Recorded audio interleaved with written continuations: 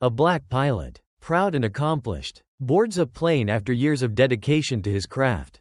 But what should have been an uneventful flight takes a shocking turn when a flight attendant, fueled by prejudice, accuses him of theft without evidence.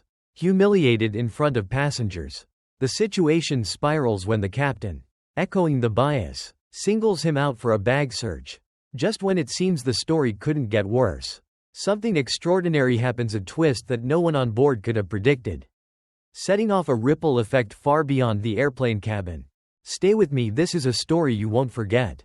Before we dive into what happened next, let us know where you're tuning in from today. And if stories of resilience and justice resonate with you, don't forget to subscribe for more.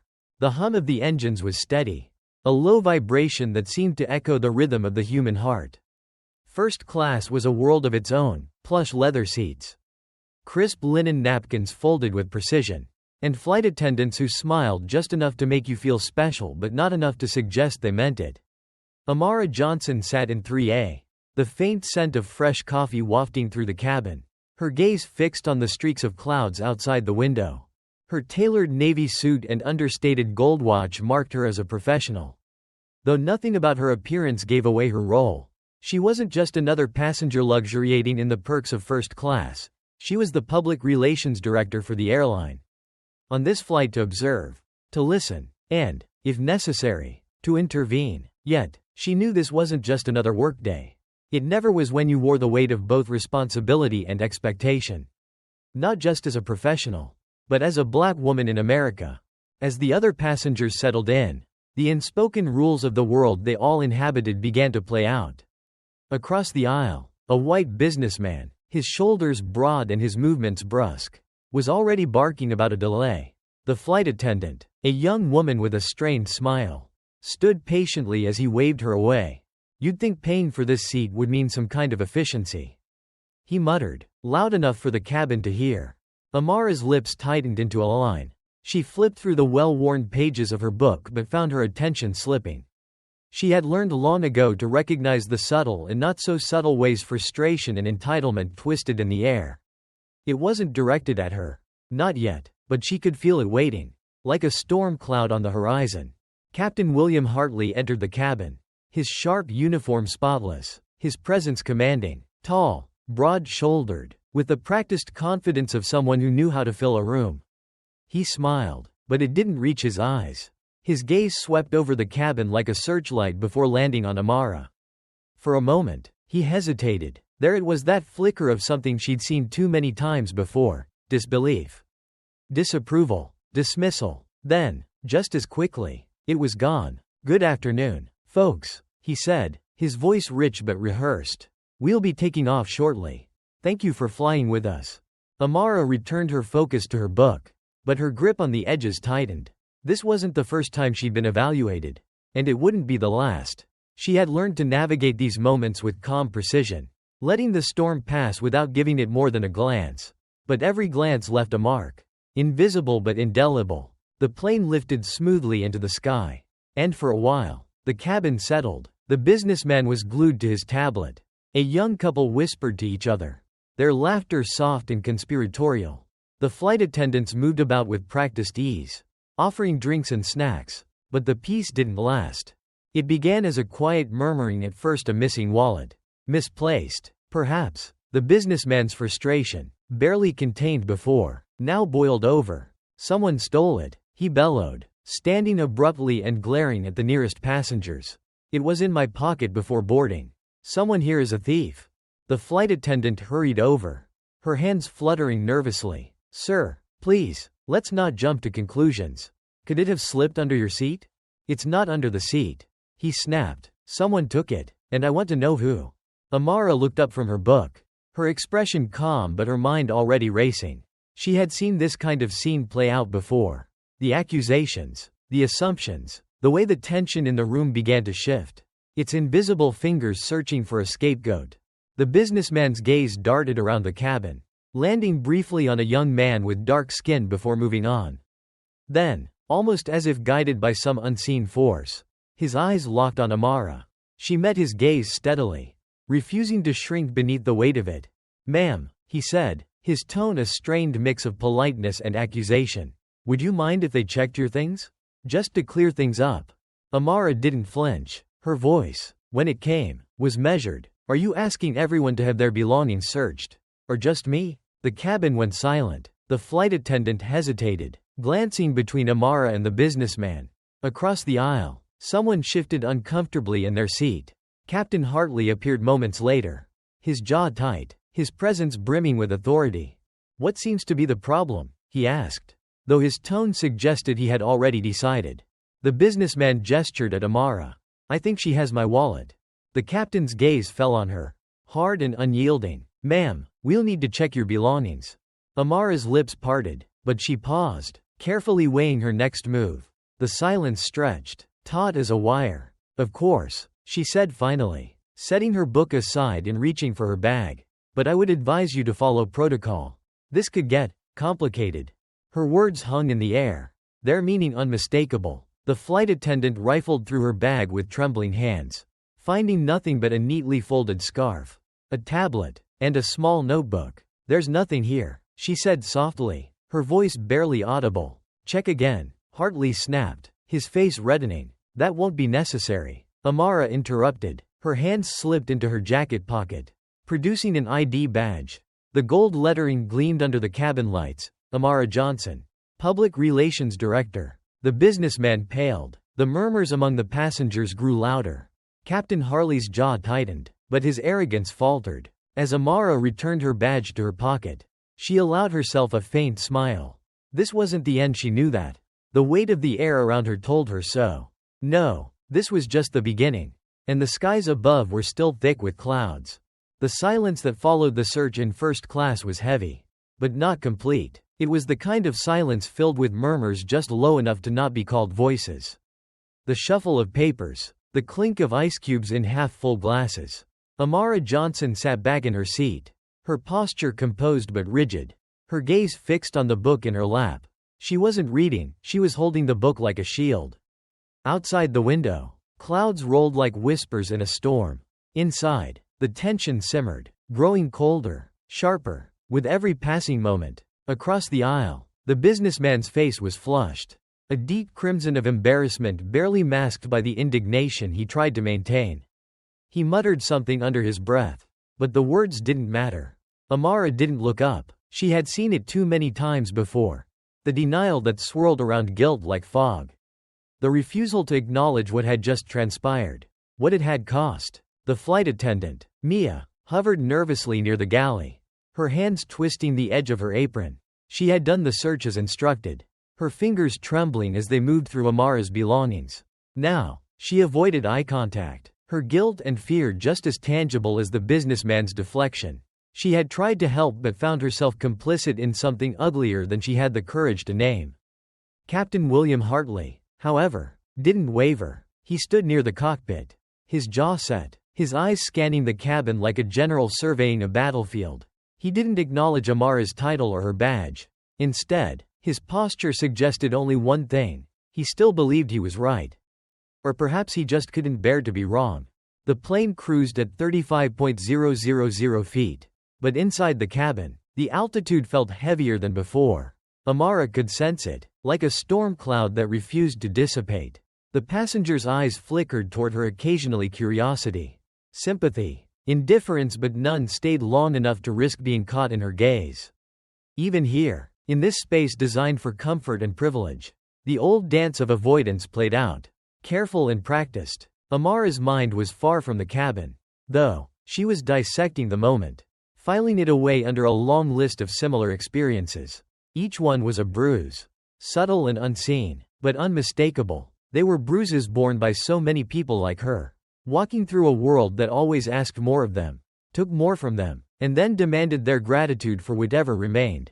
The intercom crackled, and Hartley's voice filled the cabin. Still calm, still measured, but carrying an edge of something darker. Ladies and gentlemen, we'll be experiencing a slight delay in our arrival due to necessary adjustments in our route. Thank you for your understanding. A slight delay. Necessary adjustments. Amara frowned, her instincts sharpening. She had spent years reading between the lines of corporate language, deciphering what people didn't say as much as what they did. The skies were clear. There had been no turbulence. The delay wasn't in the air, it was in him. Minutes later, Mia appeared by her seat. Her face pale. She leaned in close, her voice a whisper. "Miss Johnson, I think you should know. Captain Hartley has called for security to meet us when we land. He says it's a precaution for a potential breach." Amara set her book down, her jaw tightening. She looked up at Mia, her voice steady, low enough not to carry. "A breach?" Mia nodded, her hands still twisting her apron. "I think he's targeting you." Amara exhaled slowly, her expression unreadable. The years had taught her to keep her emotions in check, to temper the fire that burned in moments like this. But it was there now, glowing faintly beneath her calm exterior. "Thank you for letting me know," she said quietly. "Stay professional. Do your job." Mia hesitated, then nodded, retreating back to the galley. Amara closed her eyes briefly, gathering herself. Retaliation. It was so predictable, and yet it never failed to sting. Hartley's actions weren't just a matter of personal ego, they were a declaration. He was reminding her, and everyone else, of who held the power. The descent began, and outside the window, the clouds broke to reveal the jagged grid of a small regional airport. It wasn't their intended destination. The other passengers began to whisper again, their confusion palpable. The businessman across the aisle shifted uncomfortably. Suddenly quieter than before, the plane touched down smoothly, the wheels skimming the tarmac like a stone across water. Amara could see the flashing lights of security vehicles parked near the terminal. They waited like sentinels, casting long shadows in the fading light. When the plane stopped, Hartley emerged from the cockpit, his expression smug. He strode to Amara's seat, towering over her. "Miss Johnson," he said, his voice dripping with false politeness. "I'm afraid I must insist you disembark first. Security will need to speak with you." Amara didn't move immediately. Instead, she looked up at him, her gaze calm but unyielding. "On what grounds, Captain?" "It's standard procedure," he replied, his smirk deepening. "Surely you understand the importance of safety protocols." The passengers watched now, openly, their discomfort growing as the tension thickened. Amara rose slowly, deliberately. She smoothed her jacket, picked up her bag, and slung it over her shoulder. "Captain Hartley," she said, her voice cutting through the cabin like a blade, "I would advise you to reconsider. Your actions today are not only unprofessional but discriminatory. This is not about safety. This is about power, and you're about to learn what happens when you misuse it." She walked past him without another word, descending the steps onto the tarmac, where the security personnel waited. The air outside was cool and bracing, the kind that woke you up to the world. Amara welcomed it. She was ready for what came next. This was a fight she had been preparing for her whole life. And she was far from finished. The evening air on the tarmac was sharp, each breath cutting as if reminding Amara Johnson of where she stood between truth and consequence. Between resolve and retaliation. The flashing lights of the security vehicles cast long, erratic shadows across the ground, their rhythm like a heartbeat of tension. Amara adjusted the strap of her bag on her shoulder, her heels clicking against the concrete as she approached the officers waiting at the base of the stairs. Their postures were stiff, their expressions rehearsed. They weren't sure what they were walking into, but they had been summoned with urgency. And urgency had a way of demanding action before thought. One of them, a young man with a badge that gleamed too brightly to have seen much wear, stepped forward, his voice measured but wary. "Miss Johnson," he began, glancing briefly at the ID badge still clipped to her lapel. "We've been asked to conduct a search and address a potential security issue." Amara's gaze met his, steady and unflinching. "And who, precisely, declared this a security issue?" The young officer faltered, his eyes darting to the pilot standing at the top of the stairs. Captain William Hartley loomed there, his arms crossed, his expression a mask of authority that was beginning to crack under the scrutiny of the other passengers now peering out of the cabin windows. "It was the captain's directive," the officer replied, his voice quieter now. "Then perhaps we should discuss the basis for this directive," Amara said, her tone firm but calm. "Because what you're about to do has implications far beyond tonight." The young officer hesitated, and his partner, a woman whose sharp gaze seemed to miss nothing, stepped in. She gestured toward a small conference room just beyond the tarmac. "Let's continue this conversation inside." "Miss Johnson." Amara nodded, her chin lifting slightly. She knew this wasn't just about her, it never was. The weight of the moment extended far beyond the confines of the airport, reaching into the lives of countless others who had been in her place before, and who would undoubtedly find themselves there again. Inside the stark conference room, the tension felt heavier, pressing against the sterile walls.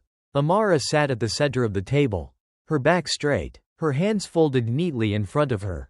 The two officers sat across from her, their discomfort evident. Captain Hartley remained standing, his presence domineering but fraying at the edges.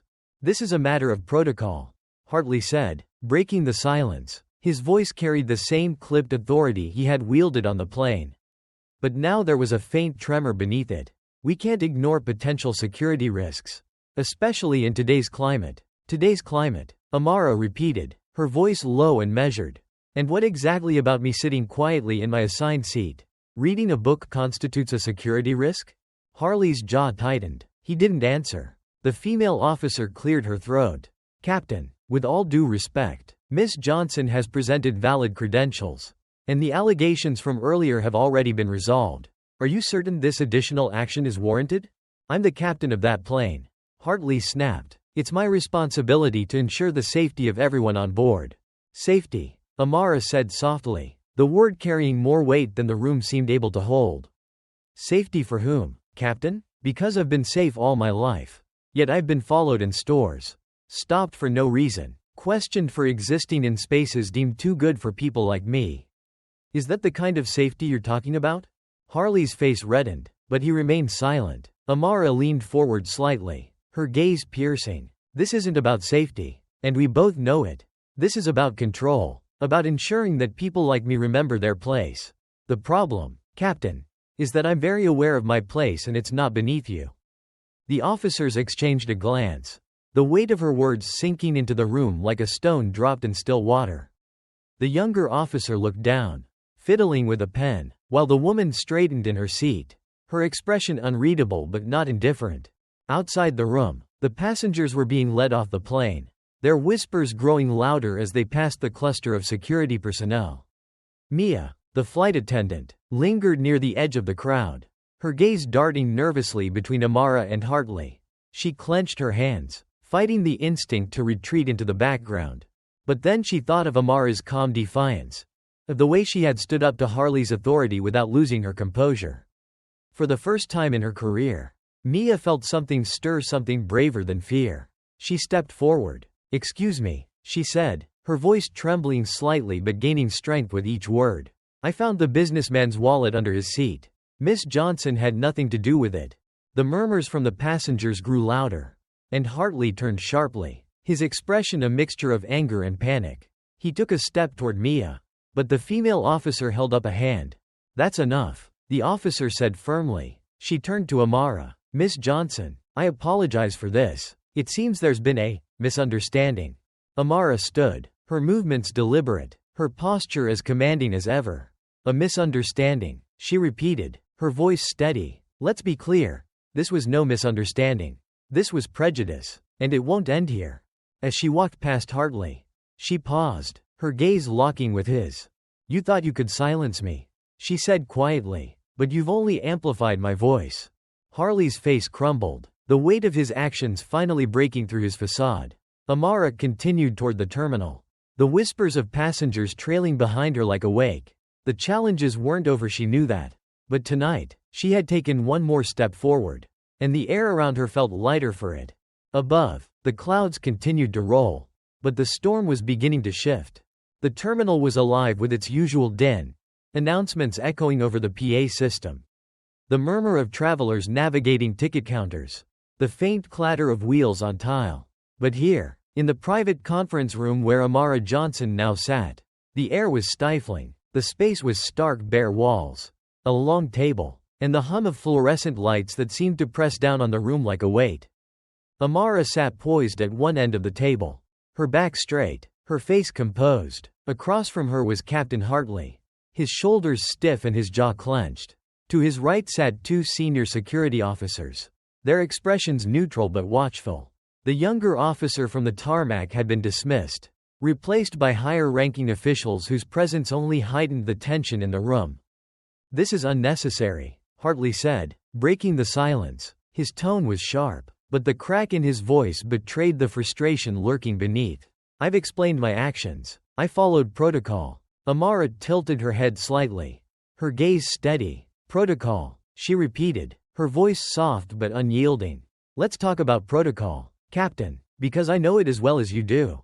Perhaps better. And nowhere in the manual does it justify targeting a passenger without evidence.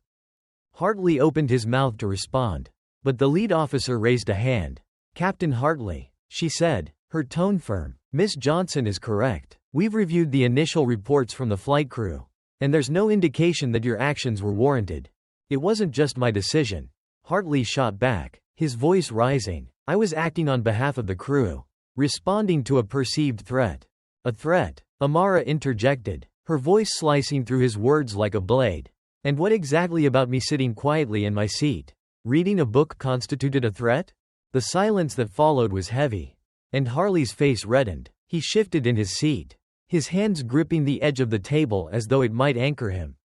But Amara didn't relent. She leaned forward, her voice steady and deliberate. This isn't just about what happened on that plane. It's about a pattern where people like me are seen not as individuals but as symbols. A pattern where our presence is questioned, our intentions doubted, our dignity stripped away. And it's about the people who perpetuate that pattern because they can't or won't see the harm they're causing. The lead officer cleared her throat, breaking the silence. Captain Hartley, she said, her gaze sharp. We need to be clear about what's at stake here.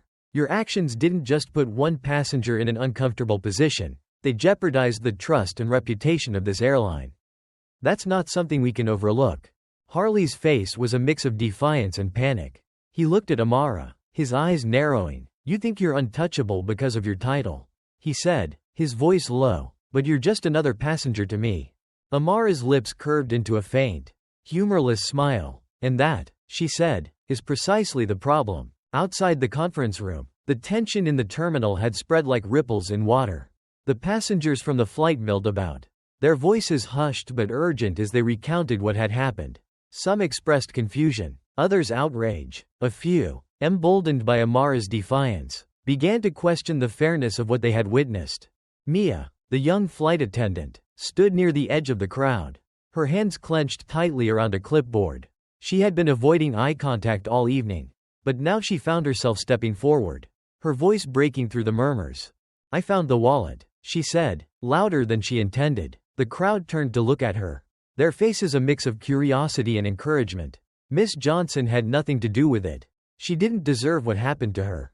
Her words hung in the air, and for a moment, the room fell silent. Then, one by one, the passengers began to speak up, sharing their own experiences, their frustrations, their anger at how the situation had unfolded. Amara emerged from the conference room to find the scene unfolding before her. She paused, her gaze sweeping over the crowd. These were the people she fought for. Not just today, but every day. People who deserved better than the treatment they often received. She stepped forward, her voice cutting through the noise. Thank you, she said, addressing Mia and the passengers. Thank you for speaking up. It takes courage to challenge what's wrong. And that's how we begin to make things right. Later, as the terminal quieted and the passengers were finally rebooked on other flights, Amara found herself alone in the lounge reserved for executives. She sank into one of the leather chairs, her body finally betraying the exhaustion she had held at bay all evening. Her phone buzzed on the table beside her. It was a message from James Delacroix, the airline's CEO. We've been briefed. Hartley's conduct is unacceptable. We'll discuss next steps tomorrow. Proud of how you handled this. Amara exhaled slowly, her mind racing. This wasn't over, not for her, not for the airline, and certainly not for the countless others who had faced the same indignities she had. But for the first time in a long time, she felt something stir within her, not just anger, but resolve, as she looked out the lounge window at the planes lined up on the tarmac, their lights glowing faintly in the darkness. She thought of the journey ahead. The storm hadn't passed, but the skies were clearing, and Amara was ready to keep fighting, not just for herself, but for everyone who deserved a seat at the table, in the cabin, and beyond. The work wasn't done, but tonight, she had taken another step forward, and tomorrow, she would take another. Amara Johnson stood before the airline's executive board the following morning. Her polished shoes planted firmly on the conference room's marble floor. Sunlight streamed through the tall windows, casting shadows across the room that seemed to echo the weight of the moment. 12 pairs of eyes watched her intently. Some skeptical, others curious, but none indifferent. The events of the previous evening had traveled faster than the plane itself, stirring conversations in every corner of the company's hierarchy. Amara adjusted the lapel of her navy blazer, her voice steady but sharp. The incident on Flight 327 wasn't an anomaly. It was a symptom of a deeper problem, a culture that tolerates prejudice under the guise of professionalism. One of the board members, an older man named Arthur Calloway, cleared his throat. His white hair gleamed under the light, and his voice carried the careful weight of diplomacy. Miss Johnson, we appreciate your perspective, but this company has policies in place to address discrimination. Surely, this is an isolated failure of one individual, not the system itself. Amara's gaze shifted to Calloway. Unwavering. Policies mean nothing without enforcement, and enforcement means nothing without accountability. What happened on that flight wasn't just about one man's behavior. It was about a culture that allowed him to believe he could act without consequence. Calloway's face reddened slightly, but he said nothing. Another voice chimed in, Eleanor Grayson, a sharp-eyed woman who had built her reputation on being pragmatic to a fault. We have to consider the optics, she said. Publicly addressing this issue could damage our reputation. Our shareholders won't be happy. Amara allowed herself a faint, humorless smile. With all due respect, Eleanor, the damage has already been done. Ignoring it will only make it worse. Transparency isn't a liability, it's our only chance to rebuild trust. The tension in the room crackled as the meeting continued, each word a delicate negotiation between progress and preservation. By the time the board reluctantly approved her proposed reforms, a thorough investigation, mandatory diversity training, and a revamped reporting system, Amara felt both victory and exhaustion. She knew the real battle was only beginning. As she left the conference room, Marcus Yates, the airline's general counsel, fell into step beside her. His dark suit and crisp tie mirrored the sharpness of his words. You made your case well, he said, his voice low, but this won't be easy. Harley's actions are just the tip of the iceberg. I'm not here for easy, Amara replied, her pace unrelenting. I'm here for change. The first test of her resolve came sooner than expected. Later that day, Amara sat in her office reviewing the initial findings from the investigation. The evidence against Captain Hartley was damning, statements from multiple flight attendants detailing patterns of intimidation, complaints from passengers that had gone unaddressed, and a history of minor infractions that had been quietly dismissed. But buried in the stack of reports was something even more troubling, a letter from a former employee, filed months ago and ignored. The letter described a workplace where subtle biases festered unchecked, where promotions were rare for people of color, and where complaints often disappeared into the void of corporate bureaucracy. Amara's chest tightened as she read the words, her mind racing. This wasn't just about Hartley. This was about a system that had failed to see, to listen, to act. She looked up as Mia, the young flight attendant from the flight, knocked hesitantly on her door. Miss Johnson, Mia began, her voice trembling slightly. I thought you should have this. She handed Amara a slim folder. Inside were copies of emails Mia had sent to her supervisor, raising concerns about Harley's behavior. None had received a response. Amara felt the familiar surge of anger. Not at Mia, but at the system that had let her down. You did the right thing by coming forward, Amara said, her voice steady. I promise you, this won't be ignored. Mia nodded, her eyes shining with a mixture of relief and apprehension. Thank you, she said softly. I want to believe things can change. So do I, Amara replied, and together, we'll make sure they do. That evening, Amara found herself in a meeting with James Delacqua, the airline's CEO. The two sat across from each other in his spacious office, the city skyline glittering beyond the floor-to-ceiling windows. Delacqua, a man known for his sharp instincts and even sharper words, leaned back in his chair, studying her. You've stirred the pot, Amara, he said, his tone neither approving nor critical. And now everyone's watching. How do you plan to deliver? Amara met his gaze without hesitation. By holding people accountable, By showing the public and our employees that this company stands for more than profit margins. If we don't, we'll lose far more than customers. We'll lose our integrity. Delacroix nodded slowly, his expression thoughtful. You have my support, he said finally. But make no mistake, this won't be clean or easy. Change never is. As the night deepened, Amara sat alone in her office, the weight of the day pressing heavily on her shoulders. Outside her window, planes taxied on the runways, their lights cutting through the darkness. She thought of the passengers she had spoken to, the employees who had shared their stories, and the countless others who still felt silenced. The challenges ahead were daunting, but Amara felt a renewed sense of purpose. This wasn't just about fixing a broken system, it was about creating something better. For herself, for Mia, for everyone who had ever been told, implicitly or explicitly, that they didn't belong. She leaned back in her chair, her gaze steady. The storm wasn't over, but Amara knew she was ready to weather it. The fight for justice, for dignity, for equality, it was only just beginning, and she intended to see it through to the end. Amara Johnson stood before the task force she had assembled, a group of employees handpicked from every level of the airline. They filled the conference room, a diverse mosaic of flight attendants, ground crew, corporate staff, and pilots. The air was heavy with anticipation, their faces a mix of hope and hesitation. Each of them had a story, a reason for being here, but they also carried scars, some visible, most hidden beneath the surface. Amara knew that what lay ahead would demand more than policy changes and platitudes. It would demand truth, the kind that unsettled and provoked, the kind that illuminated not only the fault lines of prejudice but the vast, unspoken complicity that allowed those fault lines to exist in the first place. Thank you all for coming, she began, her voice clear but measured.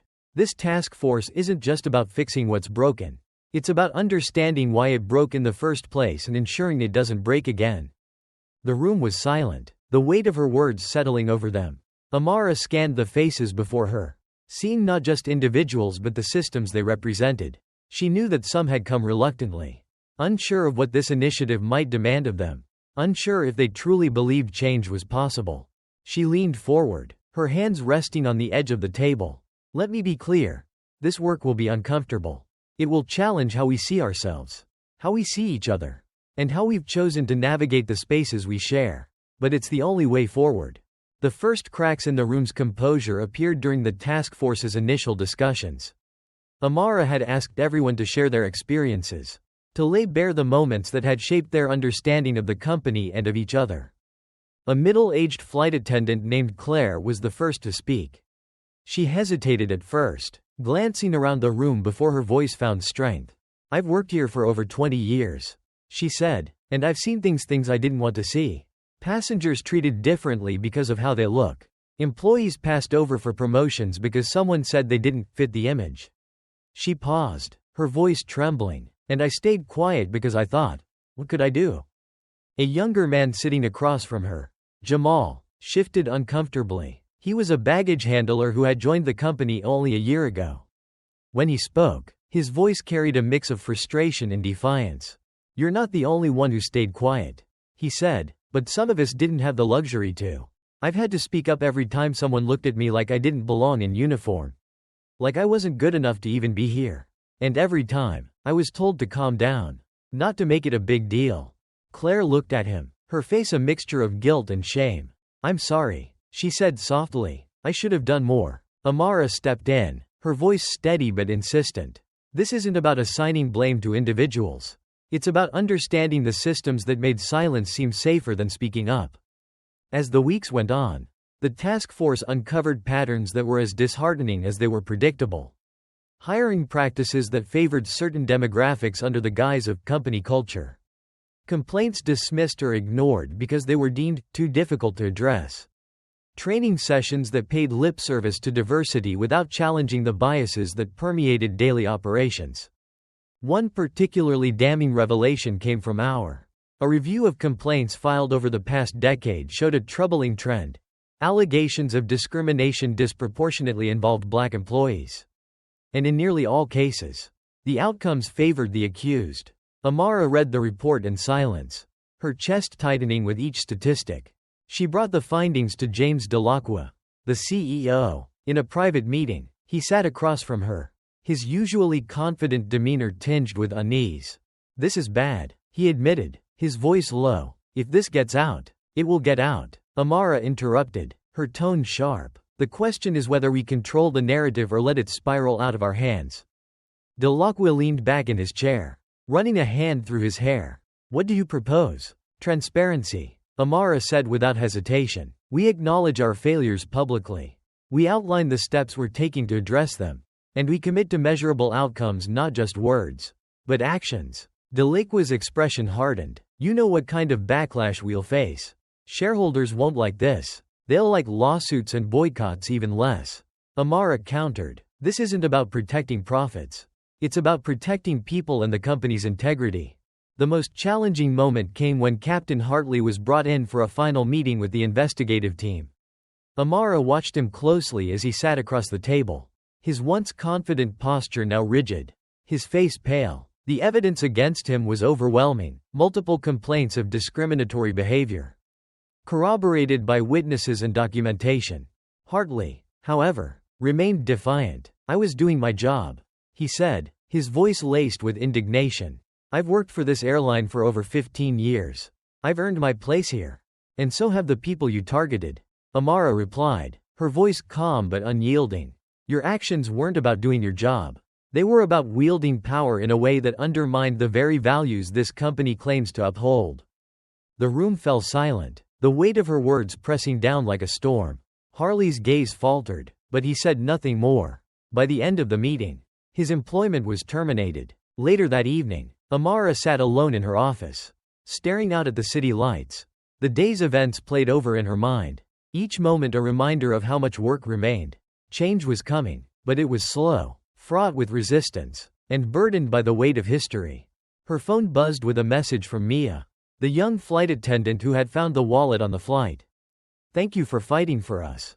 For the first time, I feel like things might actually get better." Amara smiled faintly, her resolve strengthening. The journey was far from over. But she knew she wasn't walking it alone. And that, she thought, was how storms were weathered, not by standing still, but by moving forward, one step at a time. The room buzzed with tension as the airline held its first all-staff forum addressing the findings of the investigation. Rows of employees, pilots in crisp uniforms, flight attendants in neatly pressed attire, and ground crew with calloused hands filled the expansive hall. Overhead, fluorescent lights hummed softly, casting a pale glow on faces both weary and expectant. Amara Johnson stood at the front, her silhouette framed against the screen behind her, which displayed the company's new mission statement, "Equality in the Skies." It was a phrase that had been workshopped endlessly. Its simplicity meant to inspire, but its weight threatened to crush if left unmet. The forum was a critical moment. For weeks, Amara had worked tirelessly to push reforms through layers of resistance. Policies had been rewritten, training programs launched, and new reporting systems implemented. But this meeting wasn't about paperwork, it was about trust, fragile, elusive, and easily shattered. "Good afternoon," Amara began, her voice carrying over the quiet murmur of the crowd.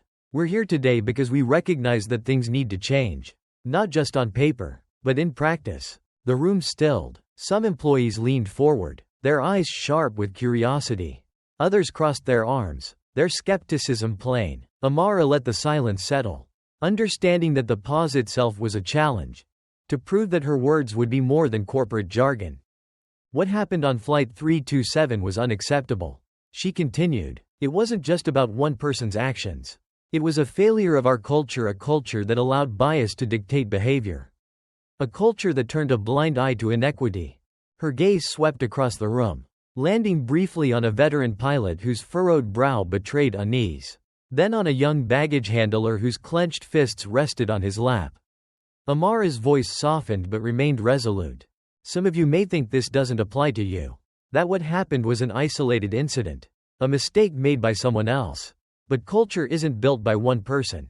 It's built by all of us through our actions, our choices, and yes, our silences." As the forum continued, employees began to speak. At first, the voices were tentative questions about policy changes, concerns about the rollout of new initiatives.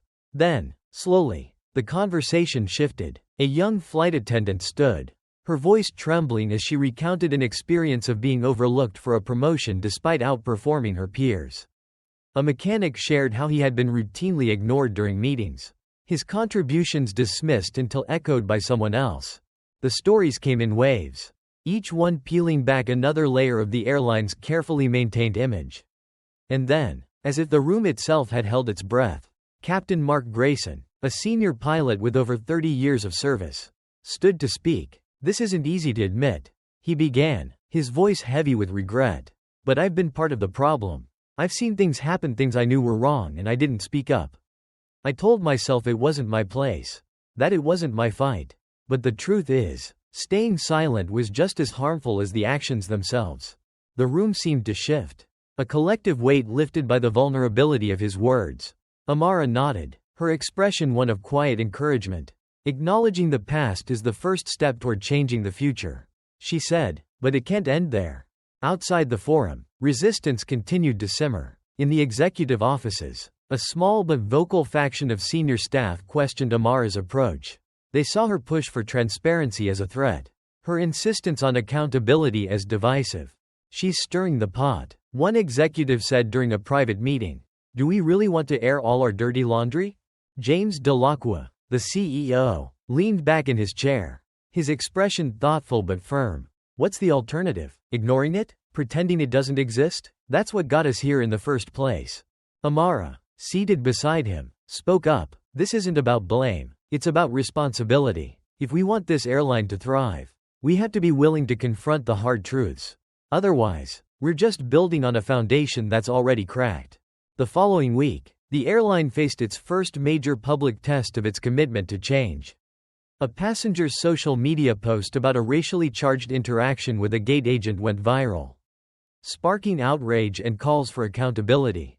The timing couldn't have been worse or, perhaps, more perfect. Amara took the lead, issuing a public statement that didn't shy away from the truth. "We failed," it read, "and we are taking immediate action to address this failure.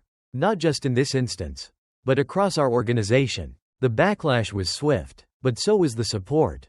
Passengers and employees alike began to share stories of both the airline's shortcomings and its efforts to improve. It was messy, unpolished, and far from resolved, but it was honest. In the midst of the chaos, Amara found herself at another crossroads. A mid-level manager approached her with evidence that one of the company's most profitable routes had been using discriminatory hiring practices for years. The discovery was a potential landmine, one that could jeopardize the company's already fragile reputation. "We can't afford another scandal," a colleague warned her. "Not now." Amara's response was immediate. "We can't afford to ignore it either. If we don't address this, everything we've done so far means nothing." The ensuing investigation uncovered not only the discriminatory practices but also the complicity of several high-ranking officials. The fallout was severe, resulting in terminations and public apologies. But for the first time, employees began to believe that the company's commitment to change was real. That evening, as Amara walked through the now empty hallways of the corporate headquarters, she felt the exhaustion in her bones. The work was grueling, the resistance constant. Yet, there was something else, something that felt like hope.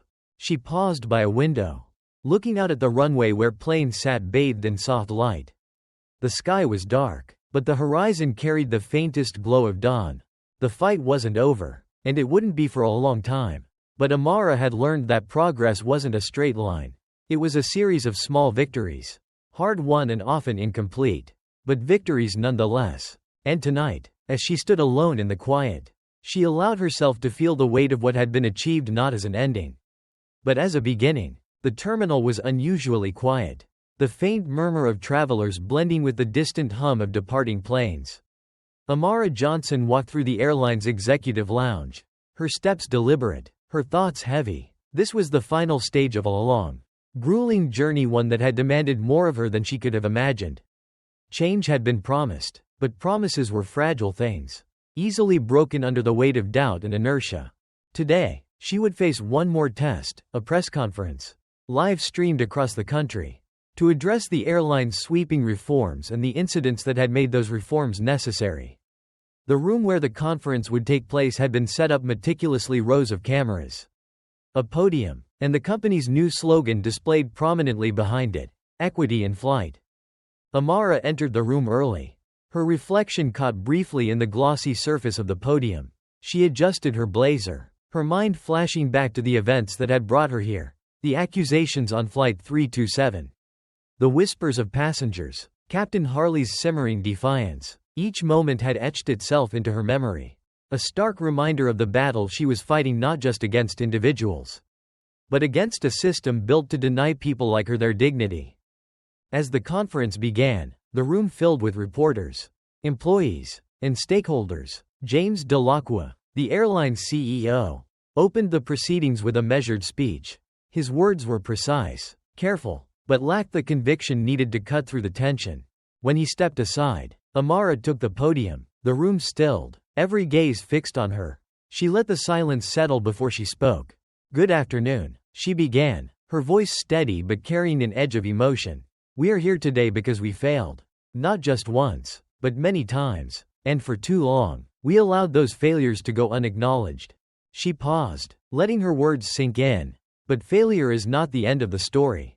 It is an opportunity, a painful, necessary opportunity to do better.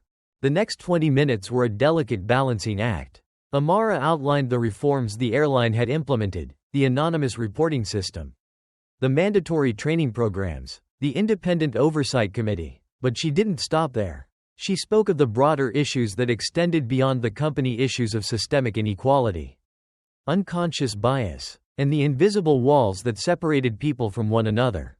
"This isn't just about an airline," she said. "It's about what we choose to stand for as a society.